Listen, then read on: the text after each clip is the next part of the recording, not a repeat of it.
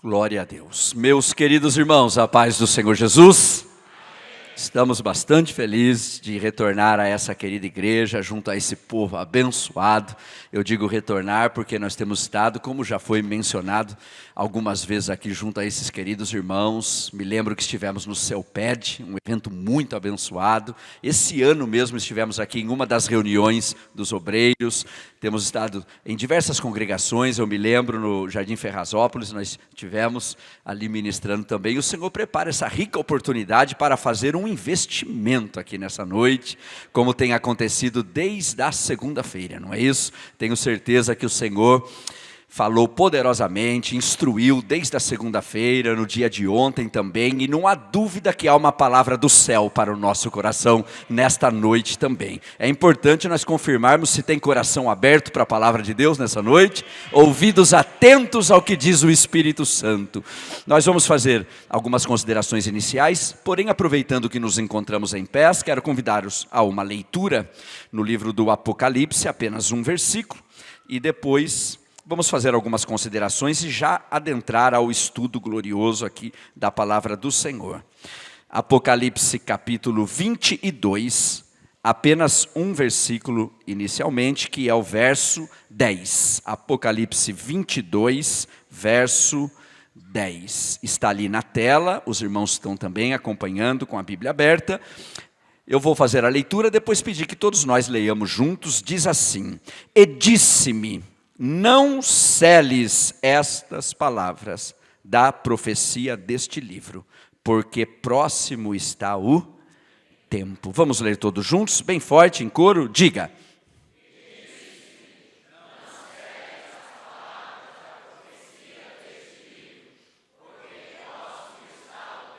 Amém. Assente glorificando o nome do Senhor. Glória a Deus. Meus queridos irmãos, antes de adentrarmos ao estudo, gostaria de louvar a Deus pela vida do amigo pastor Tarcísio, pessoa por quem temos grande estima e consideração, sempre nos recebe aqui com muito carinho, a mim, a minha esposa está me acompanhando como foi apresentada. Nós temos 34 anos de casados. 9 de janeiro desse ano completamos 34 anos, temos 2 filhas já casadas e um casal de netos. E temos andado por esse Brasil e por esse mundo. Nós estamos chegando do Rio Grande do Sul, aonde na cidade de Santa Maria, nós ministramos ali o seminário de EBD. Antes disso estávamos no estado de Rondônia e antes disso no estado do Acre. E cada semana num estado diferente ou num país diferente. E eu sempre comento o seguinte: as pessoas dizem, pastor Aguinaldo, a vida que você e a irmã Eliane leva é cansativo. E eu sempre digo, é corrida cansativo, mas é melhor terminar gasto do que enferrujado, não é? Trabalhar enquanto é dia, principalmente fazendo a obra do Senhor, não é? Investindo nas coisas de Deus. Também louvar a Deus pela vida do pastor Davi Teles, agradecer o convite, o carinho da recepção também na pessoa dele. Todos os demais que fazem parte do corpo docente da FATEBN, a cada um dos alunos que foram aqui apresentados.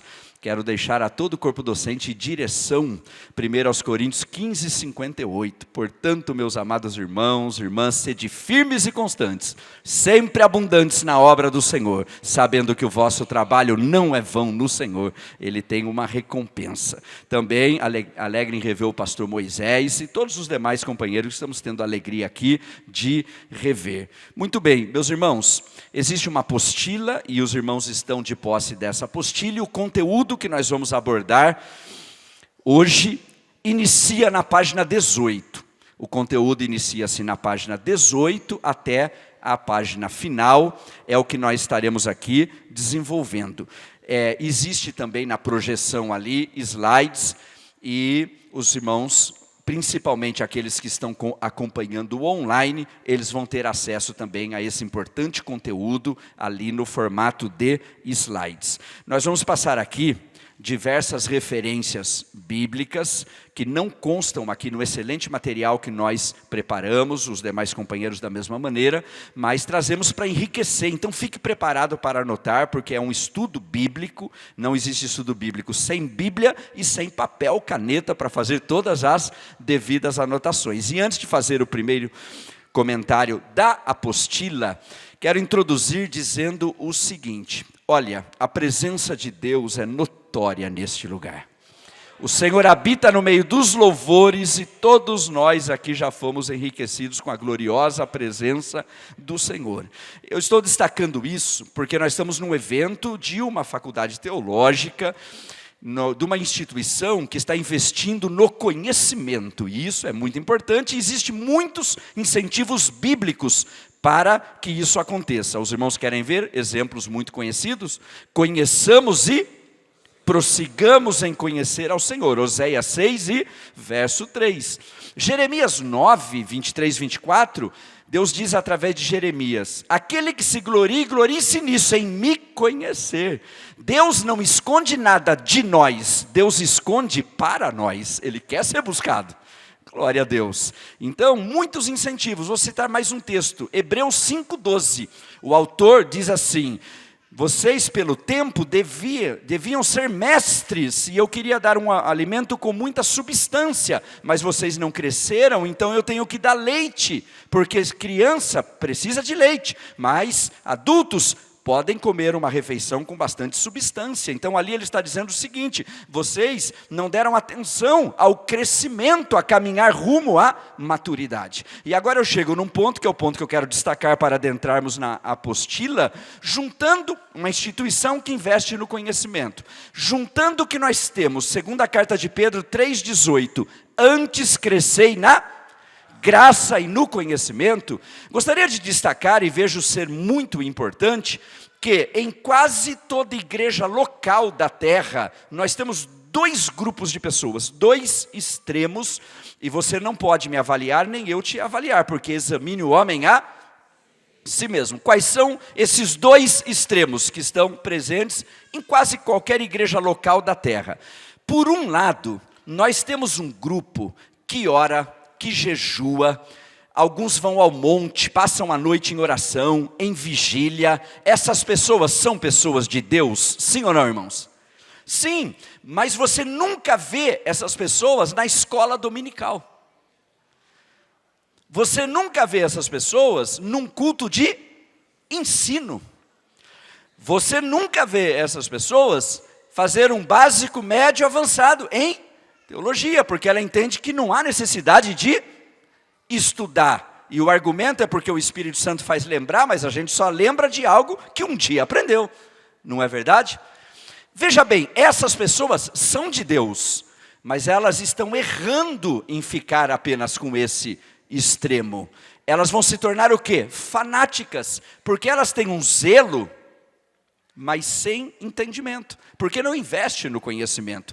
Queridos irmãos, o que eu estou dizendo é uma realidade, isso existe, sim ou não? Mas existe um outro extremo também. E qual é o outro extremo? O outro extremo são pessoas que não perdem EBD. Se podem participar, participam do culto de ensino. Fazem o básico, o médio e o bacharel, mas orar, nada. Jejuar, nada. Então, esse é o outro extremo. Essas pessoas são de Deus que investem no conhecimento? Sim ou não? Claro que são. Mas elas vão se tornar formalistas. Quando elas abrem a boca, elas vão transmitir um grande conhecimento, mas sem vida. E a unção não faz um pouco de diferença, a unção faz toda a diferença. Não é verdade? Então, o que nós estamos destacando? Antes crescei na graça e no conhecimento.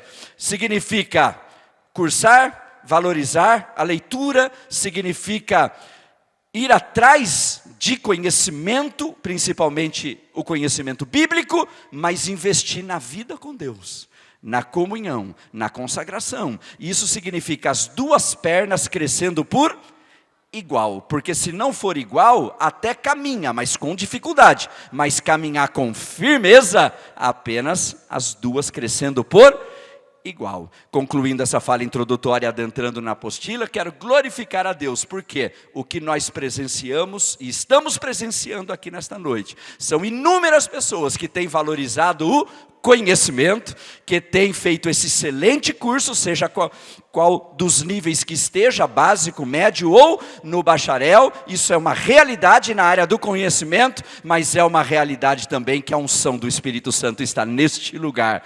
Glória a Deus, graça e conhecimento. Muito bem, página 18, nós temos aí o seguinte: temos um tema geral, e eu gostaria de dar uma breve palavra, eu vou destacar diversos pontos aqui. O tema geral está na tela também. Nós temos como tema geral, estudos no livro do... Muitas pessoas têm medo desse livro. Parabéns pelo tema e por essa escolha, porque muitas pessoas têm medo do livro do Apocalipse. E uma das razões é que as pessoas enxergam esse livro bíblico como um livro apenas de juízos. Tem muita praga no Apocalipse, dá medo daquelas coisas que tem no Apocalipse. É verdade que esse livro bíblico tem muitos juízos, mas nós deveríamos entender o Apocalipse primeiramente como um livro que mostra claramente que há um Deus no controle da história. Esse é o ponto central do livro do Apocalipse. Logo no início do livro, isso é deixado muito claro. A palavra Apocalipse significa revelação, não é isso? Não é uma coisa encoberta, é uma coisa revelada. E qual é o início do livro? Olha, eu te mostrarei as coisas, não que talvez aconteça, não que pode ser que aconteça. O livro começa dizendo, eu vou te mostrar as coisas que devem acontecer, elas acontecerão. E como isso pode ficar registrado? É porque quem disse que vai acontecer, está sentado ainda na sala do trono do universo, e tem o controle de toda a história. Então esse é o sentido do livro do Apocalipse. E aí nós temos na sequência do tema geral, cumprimento. Aqui eu quero destacar o seguinte, eu vou citar muitas referências, você está com a apostila, está marcando, anote e depois confira, está tudo correto. Sobre cumprimento, Jeremias 1:12. Sabe o que nós temos ali? Que Deus vela sobre sua palavra para a cumprir. Deus não tem compromisso com quem fala em nome de Deus as próprias palavras, mas Deus tem compromisso com a sua palavra, com quem usado por Deus diz, assim diz o Senhor, como são os profetas, por isso que ela se cumpre. Eu estou me dirigindo aqui a um grupo de pessoas que tem promessa de Deus na vida, amém, irmãos? Aquele que promete, cumpre. Esse texto diz que Deus vela sobre a sua palavra para a cumprir. E a próxima palavra que temos no tema geral é profético.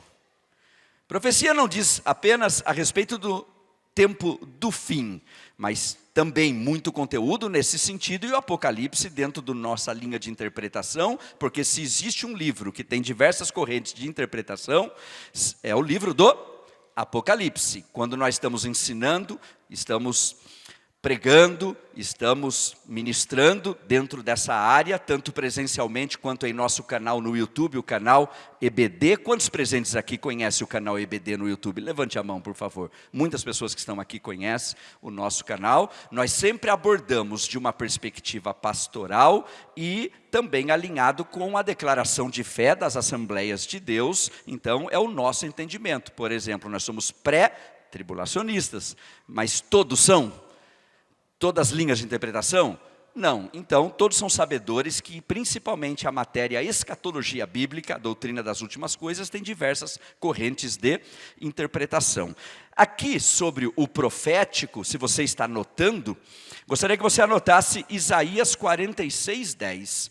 Como Deus pode falar a respeito do futuro, e tudo que falou e precisava já ter sido cumprido, já foi cumprido. E tudo que falou e ainda aguarda o cumprimento, certamente será cumprido. Porque Jesus disse, passa o céu e a terra, mas as minhas palavras não hão de passar.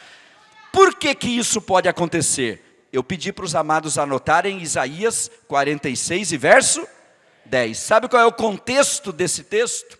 Deus está dizendo, olha, como alguém pode se comparar comigo? Como um Deus com D minúsculo pode se comparar comigo? E aí ele diz nesse verso 10, porque eu anuncio o fim desde o começo. Deus diz nesse texto: eu anuncio o fim desde o começo. Glória a Deus. Então, o cumprimento profético. Nós temos aí, ali na tela você pode observar o tema geral, e na apostila você vê o texto base, Apocalipse 22, o verso 6, o 7 e o 10. Os irmãos encontraram onde estou dizendo? Amém? Apocalipse 22, o 6, o 7 e o 10, texto principal, base aqui da semana teológica dos 3 dias, hoje sendo o terceiro e último dia. Quero comentar algo aqui também. Sobre o verso 6, nós temos a palavra fiel. Fiel é. O nosso Deus é um Deus fiel. Quantos daqui já cantaram, Tu és fiel, Senhor? Principalmente na geração passada, onde tudo era cristocêntrico, cantávamos muito Tu és. Esta geração canta muito Eu sou, antropocêntrico. E a mudança não é para acontecer na música, a mudança precisa acontecer nos púlpitos, na pregação e no ensino. Porque o que se canta numa geração é o que se prega e ensina numa geração. Não é verdade? O que pregávamos na geração passada, pregávamos Jesus Cristo salva, cura, batiza no Espírito Santo, em breve voltará. O que cantávamos, rude cruz se erigiu. Não é? Esta geração, e eu estou me referindo de uma maneira geral, massageia bastante o ego das pessoas. Diz o que as pessoas querem ouvir, e isso acaba se reproduzindo na área da música, mas ainda há pessoas que têm compromisso com Deus da palavra e com a palavra de Deus. Pedro disse isso depois de um sermão duro para as pessoas e que abandonaram ele e restaram o grupo dos 12. Pedro disse assim: mas para quem iremos nós, se só tu tens a palavra da vida eterna? Quem prega compromisso atrai gente compromissada. Não é verdade? E onde entra o fiel aqui? Porque estamos dando esse destaque do verso 6. Porque 2 Timóteo 2,13 diz: se nós o negarmos, ele nos negará. Mas só que diz na sequência: se formos infiéis, ele não será infiel, ele permanece fiel. Por isso que nesse texto que os irmãos escolheram como base, a palavra está presente ali, é fiel esta palavra. Quero destacar no verso 7, quando nós temos o seguinte: guarda as coisas escritas na profecia, neste livro. E o que eu quero destacar aqui como o guarda. A grande questão, meus irmãos, quando falamos sobre o conhecimento e incentivamos o crescimento, mas devemos refletir a respeito de uma coisa muito importante. A grande questão não é o quanto nós já sabemos, mas é o quanto nós já praticamos daquilo que sabemos. Porque quando esse texto diz guarda, significa que essa profecia, que esta palavra entre no seu coração, faça parte da tua vida e você paute a sua vida baseado nessa palavra. Por isso que o salmista no Salmo 119 diz: escondi a tua palavra no meu coração, para eu não pecar contra ti. Então, guarda. E finalmente no verso 10, a leitura que nós fizemos, foi dito a João: não celes, mas em Daniel 12:4, foi dito para selar aquela palavra, porque ainda era para o tempo do fim. Agora Apocalipse é revelação, não é coisa encoberta, é coisa revelada. Para concluir essa parte e nós avançarmos, gostaria de destacar aqui, existe um ponto no Apocalipse de algo que não foi revelado e é um livro de revelação. Nós temos os trovões, e as vozes dos trovões falaram, e João ia escrever. Se ele ia escrever, ele entendeu, sim ou não, irmãos? Não tem como escrever se não tivesse entendido. E a voz disse: não escreva. Essa parte, não. E Deuteronômio 29:29 diz que as coisas encobertas são para o Senhor, e as reveladas para nós. Então, no livro de revelação, nós temos essa passagem. E qual aplicação poderíamos fazer para nós aqui nessa noite? João teve essa experiência, sim ou não, irmãos?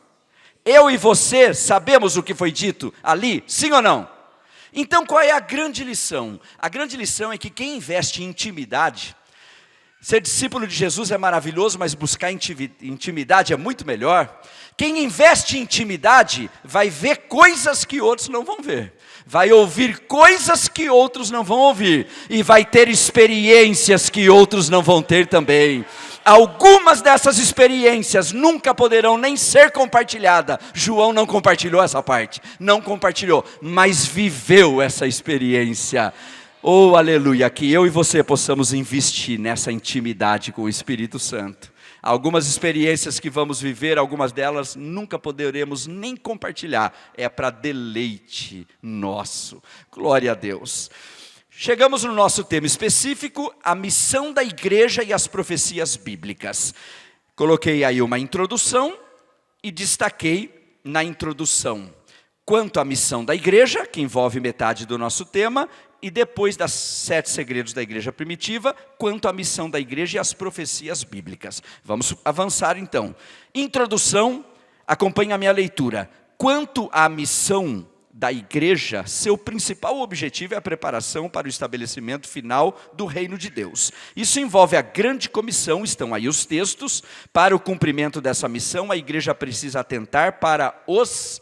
Muito bem, antes de falarmos dos 7 segredos da igreja primitiva, sobre a missão da igreja. Primeiro destaque, Jesus disse, edificarei a minha e as portas do inferno não prevalecerão contra ela. Primeiro destaque que eu quero fazer é este. Existe a igreja visível e a igreja invisível. Existe a igreja organismo e existe a igreja organização. É possível estar na organização e não estar no organismo. Por quê? Porque o arrebatamento que foi cantado com muita graça pelo grupo que louvou ao Senhor, o arrebatamento vem tirar uma igreja de dentro da igreja, não é verdade? A parábola do joio e do trigo não é igreja e mundo, é igreja e igreja.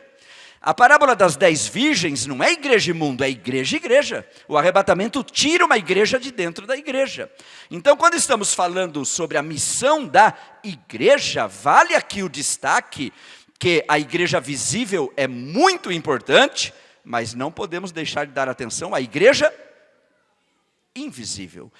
A organização, que são as denominações, são muito importantes, e precisamos valorizar a nossa igreja local, o nosso ministério, a nossa liderança, mas jamais esquecer que existe a organização, mas existe o organismo, e o organismo é chamado de corpo de Cristo.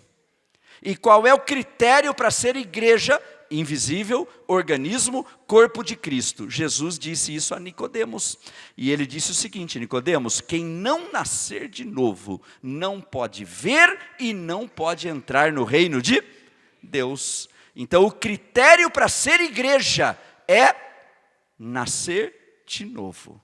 E por que estou dando destaque aqui, falando da missão da igreja, que é a grande comissão? É porque quem não nasceu de novo, não tem vontade de falar de Jesus.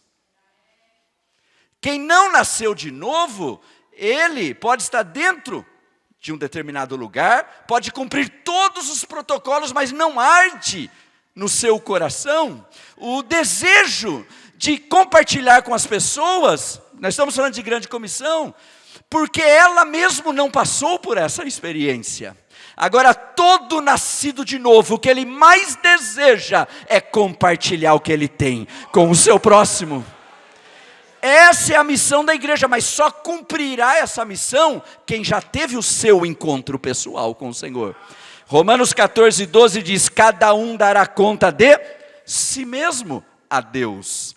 Irmãos, eu vou avançar, preciso avançar, sou conhecedor do tempo que temos aqui disponível para desenvolver esse conteúdo, mas esse assunto é tão sério, porque você conhece Mateus 7:21, nem todo o que me diz, mas o que faz. Não somos o que dizemos, somos o que fazemos.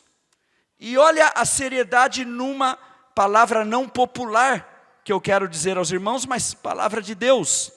Essa geração aprecia uma doce mentira, mas despreza uma dura verdade. Só que a mentira escraviza, mas a verdade liberta. Conhecereis a verdade vos libertará. A sequência de Mateus 7, Jesus disse assim: muitos vão me dizer naquele dia, não profetizamos em seu nome. Profecia é dom. Não operamos maravilhas em seu nome. Operação de maravilhas é dom. E Jesus vai dizer, eu nunca conheci vocês. Vocês profetizaram, verdade, operaram maravilhas, mas eu não conheci vocês. Aí a gente traz para nós e engrossa a relação. Senhor, eu dei aula na EBD. Senhor, eu estive na coordenação. Senhor, o Senhor se lembra? Eu fiz teologia. Senhor, o Senhor se lembra? Eu fiz isso, fiz isso. E já pensou uma mensagem dessa? É verdade, fez, mas eu não te conheci. É sério isso, não é, irmãos? E por que o Espírito Santo nos traz isso? Para que a gente continue fazendo tudo isso que nós estamos fazendo, mas não esquecer que acima de tudo isso vem uma experiência do novo nascimento com aquele que faz nascer do alto. E quem tem essa experiência envolve-se com a missão da igreja, que é a grande comissão. A igreja tem a missão de ganhar e a missão de cuidar, que é discipular. E você pode acreditar, discipulado é um trabalho de toda a vida. Toda a vida, não é só para novo convertido, discipulado. É para novo convertido. Mas discipulado é um trabalho de toda uma vida. Basta nós entendermos que nós vamos aprender até o último dia. Todos nós vamos aprender até o último dia. E a importância da grande comissão, dentro do ponto que estamos abordando, é que existe uma mentalidade mundana que todos são filhos de Deus. Mas isso não tem base nas Escrituras, porque o próprio texto da grande comissão diz, ide pregai o evangelho a toda. Então todos são criaturas. Agora prega-se a criatura para que a criatura, dando uma resposta positiva, se torne filho. João 1,12, eu vou citando as referências, se você desejar, marque. Diz assim, mas a todos quantos o receberam, deu-lhes o poder de serem feitos, serem chamados filhos de Deus. Aí sim são filhos de Deus. Para que a igreja possa cumprir a grande comissão, os nascidos de novo, a igreja invisível, o organismo, precisa se envolver com esses 7 segredos da igreja primitiva que os irmãos têm na página 18 da apostila. Está na tela para quem porventura nos acompanha online. Eu não vou tratar detalhadamente sobre cada um dos pontos, mas eu destaco que há um valor muito grande nesse esboço aqui, e os textos que dão base estão aí. Vou apenas fazer alguns destaques, porque nós vamos usar o restante do tempo para tratar dos 10 pontos que destaquei, falando a respeito a missão da igreja e as profecias bíblicas, tendo em vista que o tema envolve o livro do Apocalipse. Número 1, se você pode compartilhar da leitura em coro, bem forte, primeiro segredo da igreja primitiva, todos juntos, leia bem forte, diga.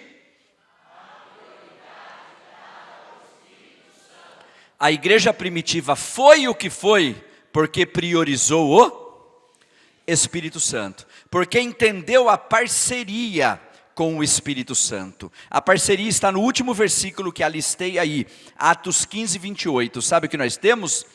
Pareceu bem ao Espírito Santo e a nós. Os irmãos perceberam um trabalho de parceria aí? Pareceu bem ao Espírito Santo e a nós. Não a nós e ao Espírito Santo, porque quem tem a liderança é o Espírito Santo. Nesta reunião aqui nessa noite, em diversos momentos, muitas pessoas levantaram as mãos aqui, não é verdade? E o que significa esse ato de levantar as mãos, que não é manipulado, ninguém aqui diz para fazer isso, aconteceu naturalmente. É que o ato de levantar as mãos significa rendição. Esse é o significado.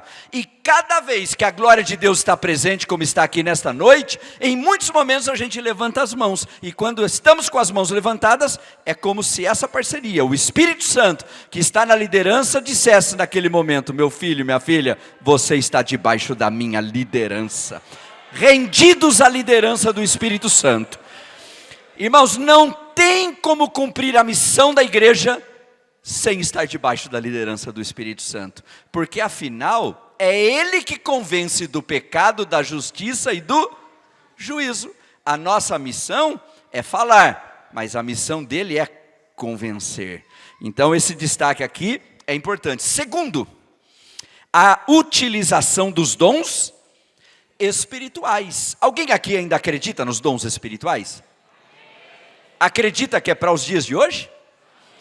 Mas tem um povo aí chamado de cessacionistas, que acreditam que os dons existiram na igreja primitiva e cessaram, aí cessacionistas lá. Nós não. Nós acreditamos que a igreja primitiva precisava muito para cumprir a sua missão naquela geração dos dons espirituais. E a igreja em todas as gerações, e nesta geração que tem os seus desafios, também precisa dos dons espirituais. Mas aqui eu trago um alerta. É legítimo um cristão buscar o batismo no Espírito Santo? Sim ou não, irmãos? Claro. Com que motivo principal? Atos nos diz o seguinte: vocês serão revestidos de poder e ser-me-eis. A finalidade do revestimento de poder é poder para testemunhar. O alvo tem que ser cumprir a missão da igreja principal, que é a grande comissão. Mas existe uma questão que vale uma reflexão. Nós acreditamos nos dons espirituais, contudo, nós damos atenção apenas ao falar em línguas. Nós pensamos que quando alguém falou em língua, chegou no final. Não, só abriu a porta para esse oceano que é possível mergulhar bastante. Então, eu deixo um incentivo. Como nós estamos dentro de um trabalho que foca o investimento em conhecimento, envolve ministério da palavra e magistério cristão principalmente. Olha o exemplo, dom da palavra da sabedoria. Como isso é importante para aqueles que estão envolvidos na área do magistério cristão, dom da palavra do conhecimento. Fica aqui um grande incentivo a continuarmos buscando os dons espirituais, para realizarmos a missão da igreja e aquela que Deus tem individualmente com cada um de nós. A pessoa que está sentada agora ao seu lado é um original ou é uma cópia? É um original, né? Com certeza, confirmado, não é? É um original. Mas eu digo muitas vezes que Deus nos faz originais e alguns de nós quer morrer cópia. Porque passa a vida toda, eu queria cantar que nem aquele, pregar que nem aquele, ensinar que nem aquele. A vida passa, ele não canta, não prega, não ensina que nem o outro e não cumpre o seu propósito. Somos originais, a nossa impressão digital é original. Somos únicos e o projeto de Deus é único nas nossas vidas também. E a armadura de Saul não serve para Davi. E para o exercício do que Deus tem nas nossas vidas, é importante o destaque e a busca dos dons espirituais. Muito bem. Para remir o tempo, eu poderia dar exemplos práticos e testemunhos sobre cada um desses pontos, mas nós vamos remir o tempo, apenas trazer o comentário como estamos fazendo, para investirmos o tempo restante naqueles outros pontos. O terceiro, a capacidade de enfrentar perseguições. Como eu vou abordar isso logo no primeiro ponto ali, ao final da página 18, quando nós adentrarmos na 19, então eu vou seguir no número 4, a convicção de que Cristo está vivo. 5, o evangelismo atuante e dinâmico. Onde existe uma alma que não conhece a Cristo, ali é um campo missionário. Mas não podemos esquecer que primeiramente ensinamos, pregamos aos olhos, ou seja, com a própria vida, testemunho, para depois pregar e ensinar aos ouvidos, com as palavras. 6, a vida de oração. A igreja primitiva foi o que foi, porque é uma igreja que orava. Eu não estou dizendo que a igreja de hoje não ora, mas fazendo uma reflexão, porque creio eu que todos nós podemos melhorar a nossa vida de oração. A gente leva uma vida muito corrida hoje, não é verdade, irmãos? Se a gente não vigiar, a gente não investe mais na oração. E oração não é gastar tempo, oração é investir tempo. Oração é otimizar o tempo. Se você está anotando, poderia ao lado desse ponto da apostila, marcar Lucas 11:1. Nós não temos os discípulos pedindo, ensina-nos a ressuscitar mortos. Ensina-nos a dar vista a cego de nascença. Mas nós temos ensina-nos a orar. Por que que os discípulos, e eu estou falando no ponto 6, a vida de oração. Por que que os discípulos pediram para Jesus os ensinar a orar? Um dos motivos foi o seguinte: eles uma vez tentaram expulsar demônios que os familiares levaram à pessoa e não conseguiram, foram frustrados. Uma vez foram frustrados numa pescaria, diversas situações. E para fins didáticos eu posso colocar assim: os discípulos olharam a vida de Jesus e a deles. Chegaram na seguinte conclusão: a gente ora 5 minutos e em 5 horas a gente não resolve nada. Ele ora 5 horas e em 5 minutos resolve tudo. Vamos fazer o seguinte, vamos pedir para ele ensinar a gente a orar? Se a gente aprender a orar como ele ora, a vida muda, o casamento muda, a família muda, o ministério muda, tudo muda, porque a oração feita por um justo ainda pode muito em seus efeitos. Glória a Deus, vida de oração, que o Espírito Santo nos desperte nessa noite para intensificar a nossa vida de oração. E o 7º, a santificação pessoal e coletiva. Era uma igreja que investia muito na santificação. Não é um tema popular hoje, não é? Mas é muito importante. Por que é importante? Dentre outras coisas, sem santificação, ninguém verá o Senhor. Seguir a paz com todos e a santificação, sem a qual ninguém verá o... Não sei se tem alguém aqui que pretende um dia ver o Senhor. Tem alguém aqui que pretende? Pois é, esse Senhor nos diz nessa noite, sem santificação, ninguém verá o Senhor. Então o tema é muito importante. E o que é a santificação? Um exemplo de uma talha de barro, um filtro, nos explica bem o processo da santificação, que é progressivo. Hoje mais santo do que ontem, amanhã mais santo do que progressivo. Efésios 4:12 diz que os dons foram dados para o aperfeiçoamento dos... Que frase extraordinária, irmãos. Aperfeiçoamento dos... São santos, mas não são... Olha, está ali na tela, querendo o aperfeiçoamento dos santos. São santos, mas não são perfeitos, mas estão sendo aperfeiçoados. E o exemplo do filtro, da talha de barro. Você já bebeu água num filtro novo? Numa talha de barro nova? A primeira água tem gosto do quê? A segunda também. A terceira, mas quanto mais água passa, mais vai desaparecendo o gosto de barro. Santificação é isso, a gente vem para Jesus com gosto de barro tremendo, que é a velha natureza, que é o velho homem, mas a água da palavra e do Espírito vai passando, culto após culto, dia após dia, e o gosto de barro vai desaparecendo, e vamos passando a exalar o bom perfume de Cristo. Aleluia. Quantos aqui estão dentro desse processo? É verdade? Está dentro desse processo? Amém? Então tem uma notícia maravilhosa para todos nós, para encerrarmos essa parte. Filipenses 1:6. Aquele que em nós começou essa boa obra, vai aperfeiçoando até o dia de Cristo. Aí está os 7 segredos da igreja primitiva. Seguindo... Quanto à missão da igreja e às profecias bíblicas, adentrando um pouco mais próximo agora ao tema profecia e ao livro do Apocalipse, incluindo o livro profético, ou melhor, destacando até o livro profético do Novo Testamento, o Apocalipse, podemos extrair esses 10 seguintes preciosos ensinamentos. Nós vamos utilizar o restante do tempo para dizer questões muito importantes sobre cada um desses 10 pontos. Você anote tudo que entender ser importante. É claro que agora aqui nós já estamos na página número 19 e estamos no número 1. Esse é o primeiro ponto de um total de quantos, irmãos? 10. Muito bem. Então vamos passar ao primeiro deles. Você poderia ler comigo? Eu vou pedir a leitura dos 10 pontos, apenas os títulos e fazemos os comentários. O número 1, todos juntos, diga. A primeira coisa que queria chamar a atenção é que quando estamos falando do Apocalipse, quando estamos falando de profetas e de profecia, é destacar que em toda a história bíblica e fora da Bíblia, nas gerações a extra-bíblica, homens de Deus passaram perseguições.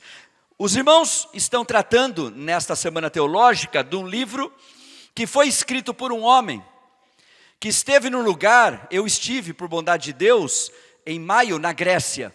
9 dias passei na Grécia e fui lá em Corinto, em Atenas, no Areópago, Sermão do Deus Desconhecido, diversos lugares. Mas fui também à ilha de Patmos. Gravei um vídeo lá, tem no canal EBD, você pode assistir. Gravei um vídeo na ilha, ela tem 3.000 moradores aproximadamente, povo muito receptivo, parece povo de interior, assim, tivemos ali um bom contato. E a tradição aponta um lugar ali onde João estava quando recebeu a revelação do Apocalipse. Fui até esse lugar, gravei um vídeo ali. Agora, por que ele estava ali? Porque ele foi perseguido. E os demais profetas? Eu não digo os falsos. Quem é o falso profeta? É o castigo de Deus para o falso crente. O falso profeta é o castigo de Deus para o falso crente? Como assim? É a lei da oferta e procura. Tem quem diz mentira, porque tem quem quer ouvir. Mas os verdadeiros profetas, todos foram perseguidos. E aí, eu já vou direto num ponto, se você quer marcar. Mateus 5, do 10 ao 14. Sabe o que Jesus disse? Jesus fala das bem-aventuranças, e a bem-aventurança é o contrário deste mundo, da sociedade. O mundo jaz no maligno. O mundo diz assim, bem-aventurado o que ri. Vem Jesus e diz, bem-aventurado o que? Como entende isso? O reino de Deus. O mundo diz, luta para chegar primeiro, medalha de ouro, prata. Vem Jesus e diz, muitos primeiros serão e últimos serão.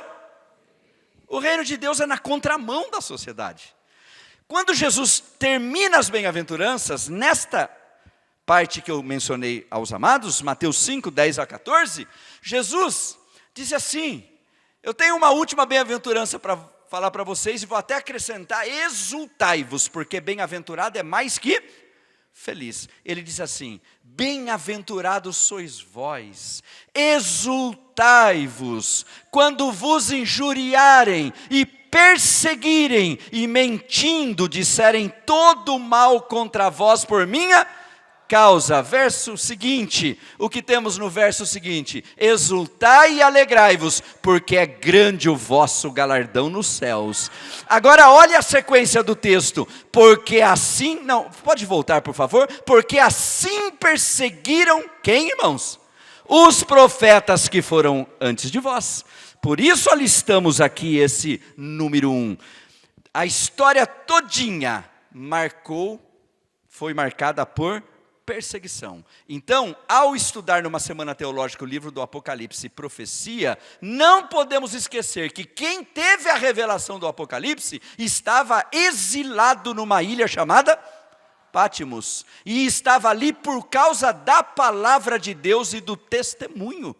Então não dá para estudar esse livro sem lembrar disso. É muito importante, e nós mostramos no texto que isso aconteceu em toda a história. Para nós avançarmos, gravamos em maio lá, na ilha de Creta também, se você tiver desejo, está disponível lá.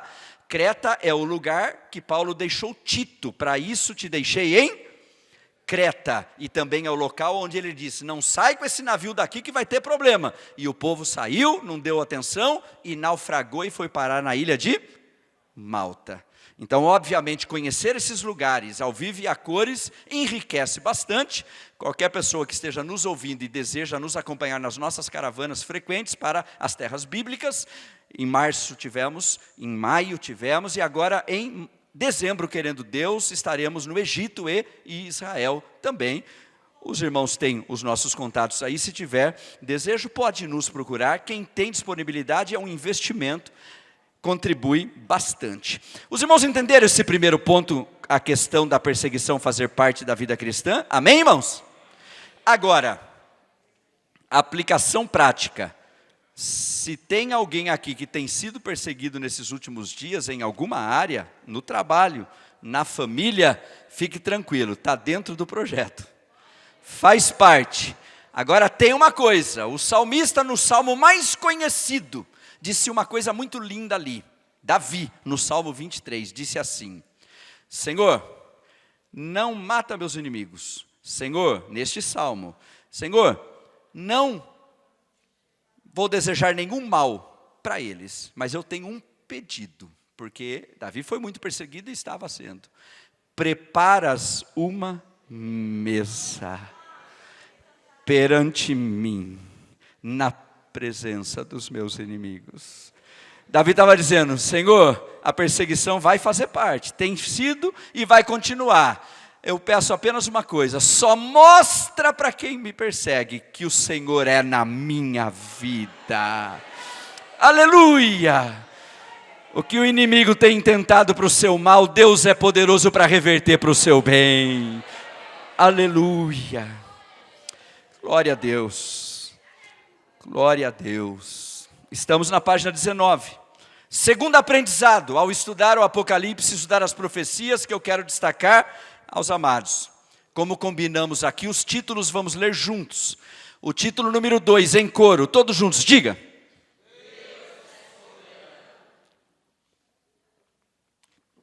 Segunda de 10 coisas que quero destacar aqui, é que Deus é, olha o que os irmãos têm escrito aí, na tela e na apostila. Deus é absolutamente e totalmente soberano sobre todos os atos de toda a humanidade. Aí eu destaquei Apocalipse 1 e verso 1, como disse na introdução, as coisas que não talvez aconteçam, mas que devem. Em outros versículos está assim, que hão de acontecer, é uma certeza. E ele continua sentado na sala do trono. Olha o que nós temos no último parágrafo. Eu coloquei 2 textos, Apocalipse 5:13, está no final do slide que está na tela e no último parágrafo na sua apostila. E Apocalipse 21:5. Sabe o que nós temos aí nesses 2 textos? Ao que está assentado no trono. Olha, o texto está na tela, vamos aproveitar a leitura e ouvir a toda criatura que está no céu e na terra e debaixo da terra e que está no mar e a todas as coisas que neles há, dizer: ao que está assentado sobre o trono e ao Cordeiro sejam dadas ações de graças e honra e glória e poder para todos sempre. Quero trazer a lembrança aqui que ele continua sentado no trono. Por isso Deus é soberano. Por isso Deus é soberano. Aqui, como estamos numa semana teológica, de uma faculdade teológica, e existem muitos debates teológicos em toda a história da igreja, não posso deixar de incluir uma reflexão importante aqui. Existe um debate desde sempre sobre a soberania de Deus e o livre-arbítrio, não é verdade? Sobre calvinismo, arminianismo, e todos que estão aqui, em um certo grau, já ouviu a respeito desses debates. Quero deixar apenas registrado que nós não vamos fazer o debate aqui e nem explorar apenas esse tema. Mas quando estamos falando que Deus é soberano, destacar apenas o seguinte: é fácil enxergar nas Sagradas Escrituras que Deus é soberano, sim ou não, irmãos? Ninguém com juízo vai discutir isto, que Deus é soberano. É claro que Deus é soberano. E muitos argumentos nós poderíamos dar, mas muitos e muitos. Por exemplo, a prova de Jó, que todos nós aqui conhecemos. A prova de Jó. Deus disse para Satanás: olha, está liberado para fazer isso, mas não está liberado para fazer isso. Ou seja, quem tem o controle é Deus. Ele é soberano. É muito fácil mostrar. Agora, onde está o equívoco? O equívoco é que a mesma Bíblia que deixa claro que Deus é soberano, também deixa claro que o ser humano é responsável pelos seus atos.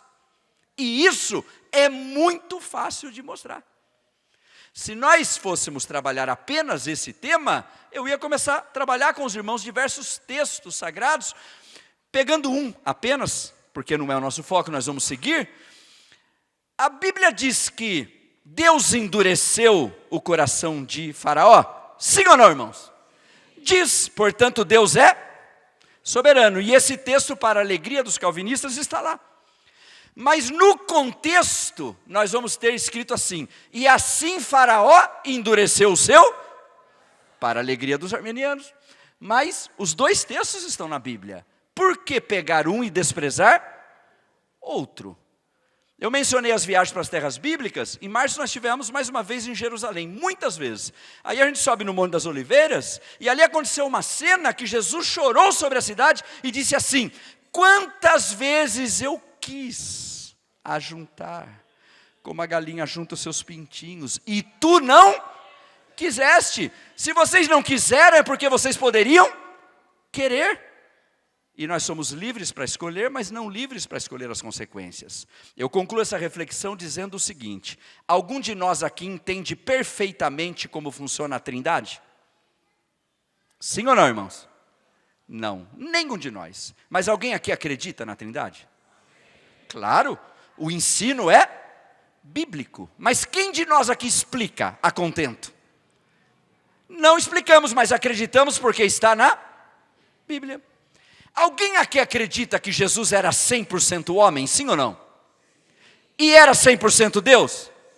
E quem explica isso? Mas está na Bíblia, e a gente acredita. Eu chego no seguinte ponto: a Bíblia diz que Deus é soberano? Mostra que a gente é responsável pelos nossos atos? Por que a gente não aceita também as duas coisas? Por que nessa parte briga de um lado ou briga do outro? Porque quer encontrar um conforto mental para juntar as duas coisas e nunca vai conseguir, como não consegue em relação à Trindade e Jesus sendo 100% Deus e 100% homem. Os irmãos entenderam essa breve palavra? Amém, irmãos? Então está legítimo o que está aqui: Deus é soberano, mas o livre-arbítrio é real e nós somos livres. Liberdade é poder de escolha, mas somos livres, mas não somos livres para escolher as consequências. Liberdade é poder de escolha. Muito bem. É hora de nós lermos o número 3. Eu vou correr aqui um pouco com os irmãos, do muito que poderia dizer aqui, para concluir dentro do nosso tempo. Olha, o número 3, conforme combinado, vamos ler todos juntos? Diga! Terceira coisa, eu vou ler o parágrafo, os irmãos acompanhem a leitura. Jesus Cristo é superior a todos os poderes e pessoas terrenas. O cerne do pecado humano é a tendência a exaltar qualquer coisa ou pessoa como Deus, com D minúsculo, acima ou em preferência a Jesus Cristo. Segure aí para esse comentário e eu leio o restante. Primeiro ponto aqui a levar em consideração é que o nosso Deus não exige apenas prioridade, ele exige exclusividade. Então, idolatria não é só se prostrar perante um ídolo, uma imagem. Idolatria é qualquer coisa que no nosso coração ocupa o lugar de Deus. Se você está notando, Mateus 6:24, Jesus disse: não podeis servir a Deus e a Mamon. E o que é Mamon? Tem gente que diz assim: essa eu não vou pecar nunca, que eu não sei o que é Mamon. Mas Mamon são as riquezas. O dinheiro não é a raiz de todos os males. O amor ao dinheiro é. Porque onde estiver o nosso tesouro está o nosso coração. Não é verdade? O dinheiro, possuir riqueza não é pecado. O pecado é a riqueza possuir a pessoa. Mas o texto de Mateus 6:24 começa dizendo: não podeis servir a dois senhores. Meus irmãos, você imagina que quando Deus pediu para Abraão Isaque, é Isaque que Deus queria? Não, Deus queria Abraão por inteiro. Deus queria Abraão por inteiro, porque qualquer coisa que no nosso coração começa a ocupar lugar de Deus é um ídolo na nossa vida. Precisa cair por terra. Então não é só a imagem não, é posição, é título, é dinheiro, é uma outra pessoa, é a própria pessoa que se adora, não é? Tudo isso precisa cair por terra, porque há um só Deus vivo e verdadeiro, digno de toda adoração. Agora, onde entra o nosso ponto aqui com o foco do nosso estudo? Cristo é rei. Vamos continuar a leitura da onde nós paramos? Mas ele é rei sobre todos os reis e senhor sobre todos os senhores. Apocalipse 19:16. Na sua coxa está escrito: Rei dos reis e Senhor dos senhores. Agora tem uma coisa aqui, irmão, sobre o Apocalipse. Por isso que está aqui, inclusive. O que é? As pessoas dizem assim: Deus é amor, no final das contas vai dar tudo certo para todo mundo, porque Deus é amor, esse negócio de inferno. Pois é, nós temos 2 retratos do Senhor Jesus na Bíblia, para foco do nosso estudo aqui. Isaías 53, é o servo sofredor. Olhávamos para ele, nenhuma beleza víamos. Ele carregou os nossos pecados, as nossas dores levou sobre si. Esse é o Messias sofredor. Mas as pessoas esquecem que tem um outro retrato em Apocalipse, capítulo 1, do Cristo ressurreto. E sabe na descrição coisas que nós temos ali? Seus olhos são como chamas de fogo. No outro texto vamos dizer: e da sua boca saiu uma espada. Então o mesmo Jesus que é amor, mas é juízo e justiça também. Não se pode pegar um atributo e desprezar o outro atributo. Meus irmãos, a eternidade não é só uma realidade, a eternidade é uma necessidade, porque todo bem não é recompensado aqui, e todo mal não é punido aqui, mas a eternidade vai corrigir tudo isso. Você compreende? Ele é Rei dos reis, Senhor dos senhores. Se você está anotando, quero deixar um texto para a gente seguir. Daniel 4:34. Daniel 4:34 fala sobre um grande governante chamado Nabucodonosor. Sabe o que ele disse? Não é essa grande Babilônia que irmão, essas 2 letrinhas é um problema. Não é essa grande Babilônia que e um Deus do céu só olhando. Pó, cinza, se engrandecendo, e o orgulho precede o Criador disse: eu vou dar uma lição para ele ver que não é ele não. É o Senhor que eleva, é o Senhor que abate. Ele passou por uma experiência que todos conhecem aqui. Foi comer capim. Grande governante. Depois de passado esse tempo, o texto que eu mencionei, quando ele recobrou o seu juízo, porque alguém, para começar a pensar que é muita coisa, só perdendo o juízo mesmo. Está sem juízo. Que grande é ele. Quando recobrou o juízo, ele disse assim: falei muita besteira aí, fiz muita besteira, agora eu entendo, só tem um lá.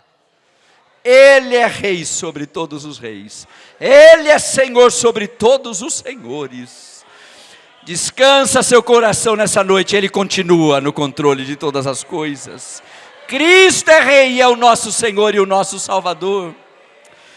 Número 4, final da página 19. Você pode ler comigo bem forte, diga. O texto está em Efésios 1, e verso 10, e está aí na apostila. Efésios 1 e verso 10, baseado nisso que está esse número 4 aí. O que eu quero destacar, eu vou fazer a leitura. Temos a garantia de que Deus cumprirá seus propósitos e trará todas as coisas à consumação em Jesus. Está aí o texto. Não importa quão ruim as circunstâncias possam se tornar, não importa quão perseguida seja a igreja, não importa quanto o mundo e sua perversidade possam aparentar sucesso e poder, nada pode desviar ou interromper o propósito de Deus na história de trazer a noiva ao noivo na ceia das bodas do Cordeiro. Essa ceia das bodas do Cordeiro é descrita onde? Em que livro, irmãos? Apocalipse. Qual referência? Anote. Apocalipse 19, 7. Você já parou para perceber que a Bíblia começa com casamento e termina com casamento? Já enxergou isso? Em Gênesis começa com o casamento de Adão e Eva. Em Apocalipse termina com o casamento do noivo com a noiva. Sabe o que diz esse texto aqui? Alegremo-nos e regozijemo-nos e demos-lhe glória, porque vindas são as bodas do Cordeiro e já a sua esposa se aprontou. Quantos almejam esse dia glorioso que foi cantado aqui nessa noite? Aleluia! Glória a Deus. Casamento é a ideia de Deus. Aleluia.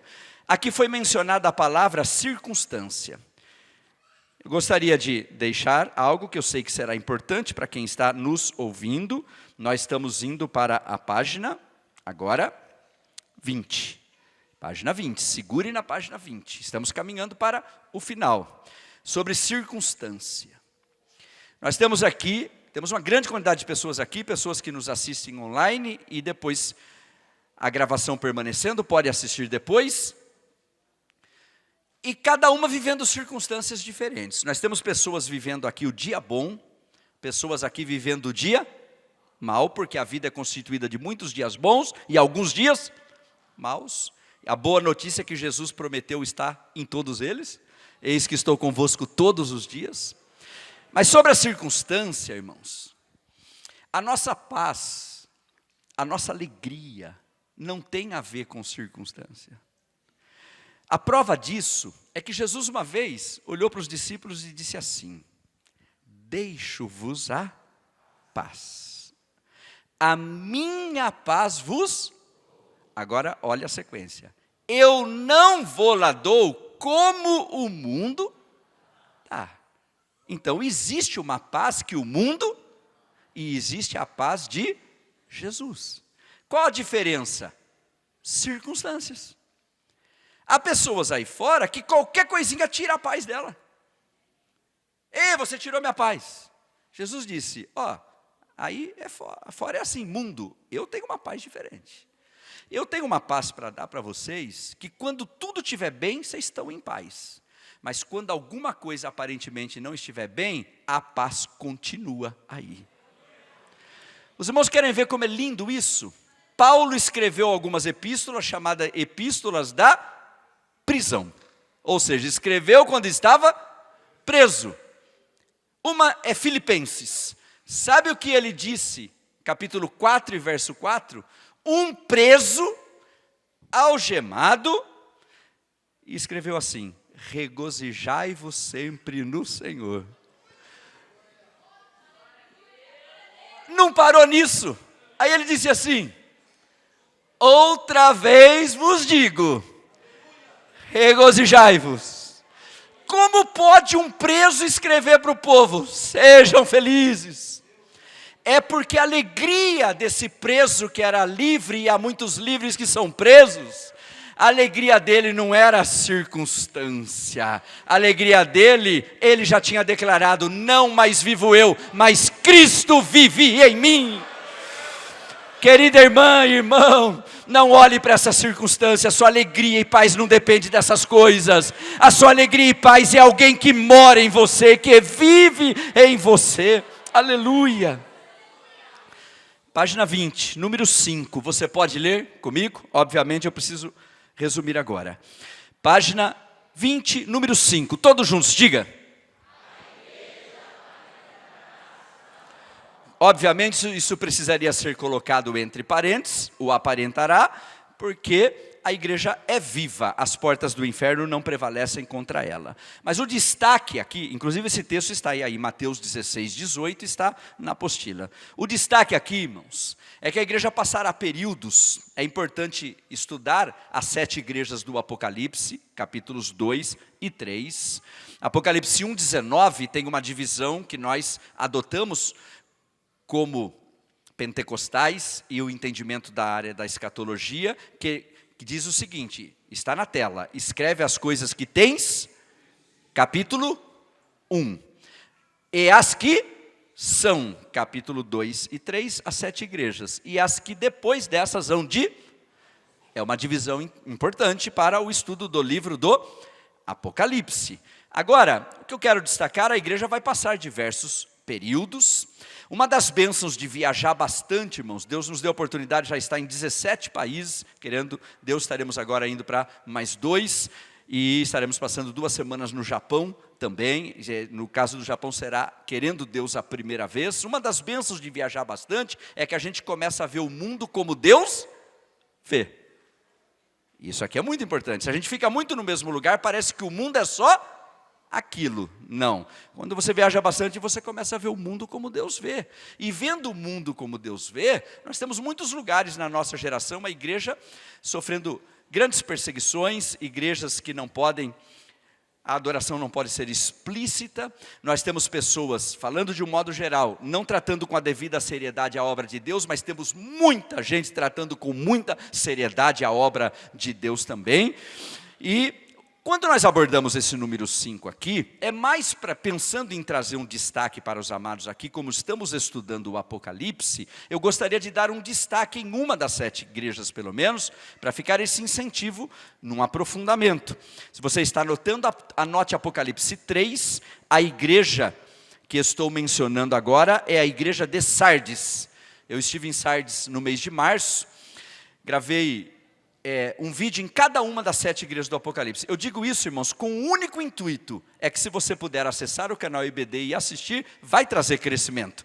Você vai ver que a gente esteve em Sardes e eu abri a Bíblia e disse assim: irmãos, nós estamos agora aqui nas ruínas da antiga cidade de Sardes. Para a igreja que estava aqui, o Senhor Jesus disse, Apocalipse 3, e aí a gente leu ali, comentando versículo por versículo. Para o propósito dessa noite, quando mencionamos uma possibilidade de algumas parcelas da igreja visível, organização, estar morta, eu vou destacar 3 versículos da igreja de Sardes, 1, 2 e 4. O 1 está na tela. Esta igreja de Sardes, irmãos, tinha 3 categorias de pessoas nela. Quantas categorias, irmãos? E nas igrejas locais de hoje, também elas possivelmente estão presentes. Examine o homem Categoria número 1 está na tela. Ao anjo da igreja que está em Sardes escreve: isto diz o que tem os 7 Espíritos de Deus e as 7 estrelas. Eu sei as tuas obras. Olha a seriedade disso, irmãos. Que tens nome de que vives. Era a primeira categoria que tinha numa igreja local chamada Sardes. Parece, mas não é. Tem coisa que parece, mas não é. Tem coisa que não parece e é. E só quem pode julgar é o justo juiz. Que em 1 Samuel 16, 7, diz assim: Samuel, Deus não vê como vê o homem vê mas Deus vê o. Tem uma boa notícia no meio de uma palavra dessa, muito forte, da primeira categoria. E a boa notícia é essa. Quando algo morre, só tem 2 coisas a ser feita, uma de 2. Ou enterra, ou ressuscita. E a boa notícia nessa noite é que ele disse: eu sou a ressurreição e a vida. Quem crê em mim, ainda que esteja morto, viverá. Aí você diz: pastor Aguinaldo, mas você diz uma palavra dessa, nós estamos num seminário, pessoas que estão estudando a palavra de Deus, mas eu, você, cada um de nós, podemos perder o primeiro amor, e o Espírito Santo pode preparar um momento como esse, para renovar no primeiro amor as nossas vidas. Glória a Deus. Segunda categoria de pessoas: ser vigilante, e confirma o restante, que estava para... não morreu, mas estava para... porque um abismo chama outro. Tinha gente assim na igreja de Sardes, e Jesus está avaliando a igreja local ali. Agora, irmãos, quero com muita alegria dizer para você de uma terceira categoria de pessoas que também estava nessa igreja de Sardes. E você sabia que tem gente como eles que está aqui nessa noite também? Está ali, na tela. Você pode ler comigo, olhando para a tela bem forte.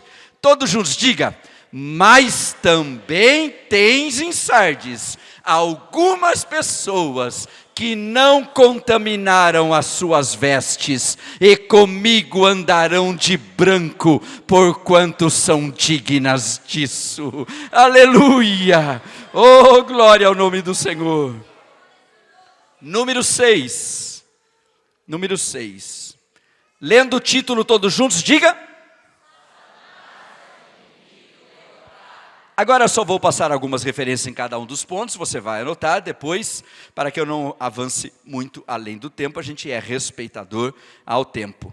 Satanás é o inimigo derrotado. Anote aí Jó 1,12. Jó 1,12. Eu mencionei Jó, agora eu passo essa referência. Sabe o que acontece ali naquela história? Que eu e você todos estamos envolvidos. Irmãos, não se iluda, eu e você estamos envolvidos naquela história de Jó. Todos nós, porque o enredo é o seguinte: Satanás disse assim, quando Deus disse, viste lá meu servo Jó, temente, fiel.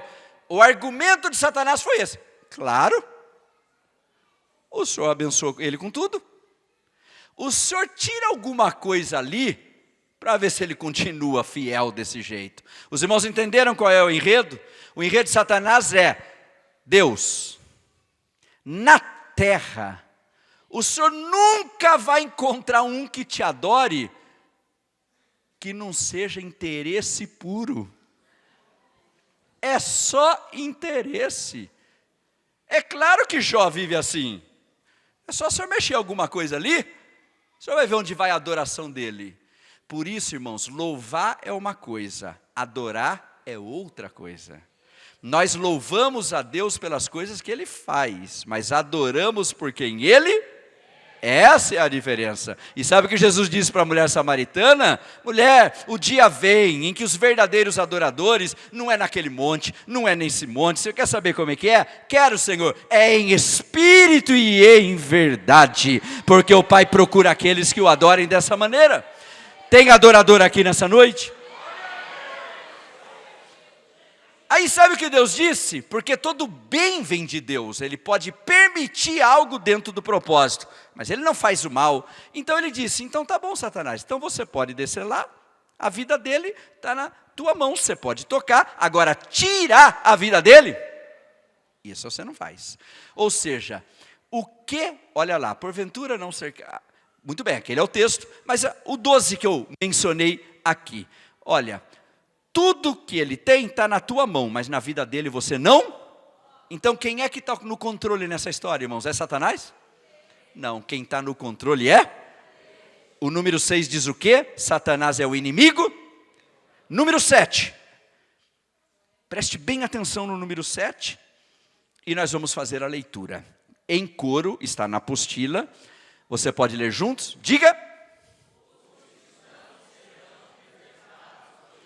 Esse ponto é um ponto interessante para o debate dentro da área da escatologia bíblica também, de pré-tribulacionistas, pós-tribulacionistas. Eu citei aí um texto de 1 Tessalonicenses 5, verso 9, que Deus não nos destinou a ira. A grande tribulação será um período do derramar da ira de Deus. Por quê? Anote e eu vou comentar. Gênesis 15, 16. Anote, irmãos, importante, Gênesis 15, 16. Taça. Olha o princípio que eu quero passar. Olhe para a tela ali, irmãos. E a quarta geração tornará para cá, porque a medida da injustiça dos amorreus não está ainda. Segure nesse versículo. Parabéns o pessoal que está aí, tudo coordenando, pela agilidade, viu? Vocês são bênção de Deus. Olha, sabe o que nós temos ali? Deus disse assim, eu vou enviar juízo sobre os amorreus. Mas não vai ser nessa geração, porque a taça não está cheia. Os irmãos perceberam o princípio que está ali? Significa que Deus trabalha dessa maneira. E isso existe a nível de amorreus, existe a nível de cidades. Sodoma e... As outras cidades pecavam também? Sim ou não, irmãos? Por que o juízo sobre Sodoma, Gomorra e as cidades vizinhas? Porque a taça de iniquidade daquela cidade e desencadeou o juízo. Vamos chegar nos finalmente. Isso existe a nível individual. Onde está? Anote Provérbios 29, 1. Sabe o que diz? Aquele que repreendido constantemente continua endurecendo o seu coração, olha o final do versículo, será quebrantado de repente sem que haja, a taça se encheu. Isso tudo nos leva aonde para concluir esse ponto? A grande tribulação. O que será o período da grande tribulação? A taça de iniquidade do mundo se encheu e vai desencadear o juízo divino. Os irmãos compreenderam? E Deus não nos destinou a ira. Então esse é o ponto 7. 8, e estamos concluindo. Você pode ler comigo o número 8, todos bem forte, diga.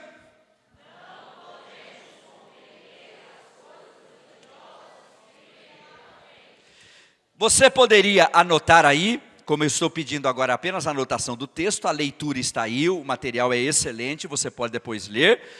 O texto e o comentário que eu quero fazer. Jó, vamos continuar com Jó, porque iniciamos e aí fica fácil entender o exemplo. Jó 42, do 1 ao 6. Segure aí. Qual é o título do 8? Não podemos compreender as coisas grandiosas que vêm pela... Na apostila, eu citei 1 Coríntios 2, 9. Aquilo que o olho não viu, o ouvido não ouviu, nem subiu o coração, é o que Deus tem. Muito bem, você conhece o texto, a nossa leve e momentânea tribulação produz para nós, em nós um peso eterno de... Mas por que eu pedi para anotar? Jó 42, quando não podemos compreender as grandes coisas. Quando a gente abre a Bíblia, redobre a atenção, quando a gente abre a Bíblia e a gente lê a história de Jó, a gente já entende rapidinho o que foi que originou tudo aquilo que aconteceu na vida de Jó? Sim ou não? A gente consegue entender? Num dia que os filhos de Deus iam, apareceu entre eles Satanás. Jó conhecia esse enredo, irmãos? Não, eu e você é que conhecemos. Mas Jó, quando passou tudo o que passou, ele sabia dessa conversa?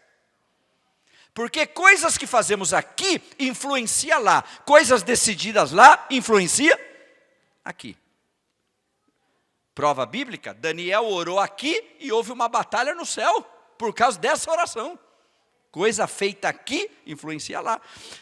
Teve essa conversa lá e influenciou a vida de Jó aqui. Jó não sabia.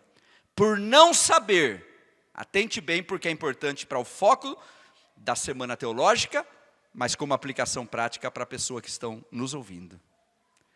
Como Jó não sabia, ele passou o livro inteiro perguntando: por que, Senhor? Por que eu estou vivendo isso? Por que essa prova? E ele se avaliava: Senhor, eu não entendo. E o céu calado. Quantos aqui estão experimentando o silêncio de Deus? E o céu calado. E ele vai perguntando, capítulo após capítulo. E é muito capítulo. Ele amaldiçoou o dia que nasceu, não Deus, o dia que nasceu. Você conhece a história. Vamos no finalmente para o propósito do número 8. De repente Deus toma a palavra lá no finalzinho. E Deus começa assim: Jó, até aqui você só perguntou. Agora quem vai perguntar sou eu. E começou umas perguntas bem básicas, facinho. Deus começou assim: Jó, conta para mim, onde você estava quando eu realizei as fundações do mundo? Começou bem facinho, bem facinho. Cinge os lombos, Jó, diga aí, quando as estrelas se regozijavam, você deve ser muito antiguinho, né, Jó? Onde você estava quando eu fazia isso? E quanto mais Deus perguntava, mais Jó se encolhia. E isso tudo tem o desfecho em Jó 42, que vai voltar ali para a tela, o Jó 42. O Jó toma a palavra depois de Deus dar as respostas, e ele diz aquilo ali, ó: bem sei eu que tudo podes, e nenhum dos teus pensamentos pode ser impedido. Mas tem mais coisas, querida igreja, que ele falou. Quem é aquele, dizes tu? Jó está dizendo: Senhor, o Senhor mandou cingir os lombos para começar a perguntar para mim? É isso que o Senhor falou? Que sem conhecimento encobre o conselho. Aí Jó disse assim: Senhor, eu falei do que não entendia. Coisas que para mim eram maravilhosíssimas e que eu não compreendia. Mas ele disse mais coisa, olha o que ele falou: escuta-me, pois, e eu falarei, eu te perguntarei e tu ensina-me. Pode trocar. Com o ouvir dos meus ouvidos ouvi, mas agora te veem os meus olhos. O Apocalipse está aí, irmãos, está aí, o Apocalipse está aí, porque o Apocalipse mostra essa história, da mesma maneira. Você olha para as nações, você olha para os acontecimentos, parece que ninguém está vendo, parece que tudo acontece de qualquer maneira, cada um faz o que faz. Não, igreja, ele ainda continua sentado na sala do trono. Jó não entendeu, mas nós precisamos entender essa mensagem. Não vamos compreender tudo, mas basta saber em quem nós temos crido. Aleluia. Número 9. Portanto, sendo tudo isso verdade, diga em coro comigo: justiça. Aguardamos novos céus e nova terra em que habita a justiça. A única coisa que guardará seu coração de se tornar cínico e pessimista é a garantia reiterada em Apocalipse de que um tempo de julgamento virá, quando Deus fará justiça na terra. A verdade será reconhecida, o mal receberá a sua legítima recompensa. Até isso, virando para a página 21, até isso, igreja, acontecer, nós sabemos em quem temos crido. Tem coisa que a gente vai entender, tem coisa que a gente não vai entender. Quando entender, dê glória a Deus. Quando não entender, diz: Deus está no controle. Sabemos que Ele é fiel, como já foi falado aqui nesta noite. Glória a Deus. Número 10, e terminamos aqui. Todos juntos, diga. Você crê nisso? Olhe para o último parágrafo do número 10. É o texto de Apocalipse 1, 3. Bem-aventurado aquele que lê, singular ou plural, irmãos? Singular ou plural? Mas nós vamos ter traduções em português que vai dizer: bem-aventurados que leem, plural. Então, eu estou destacando isso para trazer um ensino teológico que é importante. Em português nós temos boas traduções e melhores traduções. Não temos ruim. Nós temos o quê? Boas e melhores. Uma boa tradução pode colocar que leem, porque todos os que leem são bem-aventurados, não é? Mas para ser fiel ao texto original, uma melhor tradução estará no singular. O que lê? A sequência. E os que? Singular ou plural? Plural. E por que esse detalhe? É porque hoje todos leem. Mas quando o Apocalipse foi escrito, não tinha Bíblia. E uma Bíblia na mão de cada um. Tinha cartas, por exemplo, que percorria as igrejas. E quando chegava lá, um lia e os outros ouviam. Então, bem-aventurado o que lê e todos os que ouvem. Então, para ser fiel ao texto original, essa é uma melhor tradução. Conclusão, olhe para a conclusão, final da página 21. Apocalipse 22, 7. Eis que venho sem demora. Bem-aventurado aquele que guarda as palavras da profecia deste livro. Temos um outro parágrafo, você pode depois ler o parágrafo, incentiva a colocar em prática, por isso fala dos dois alicerces, Mateus 7, 24 a 27. Você poderia se colocar em pé nesse momento, por favor, mas sem perder a atenção?